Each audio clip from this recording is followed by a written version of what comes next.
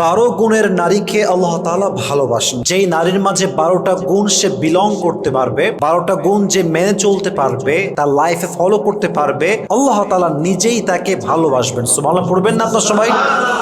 প্রথম যে গুণের নারীকে আল্লাহ তাআলা ভালোবাসেন সেই গুণটা হচ্ছে, যেই নারী প্রতিশোধ না নিয়ে মাফ করতে পারে আল্লাহর দিকে তাকিয়ে, আল্লাহ তাকে নিজেই ভালোবাসার ঘোষণা দিয়েছে। সুবহানাল্লাহ পড়বেন না আপনারা? কোরআনে আল্লাহ তাআলা বলেছেন, উইদ্দাত লিল মুত্তাকিন, আমি জান্নাতকে প্রিপেয়ার করে রেখেছি তাদের জন্য যাদের হৃদয়ে আল্লাহ তাআলার ভয় আছে। জান্নাত পাবে তারা যাদের হৃদয়ে আল্লাহ তাআলার ভয় আছে।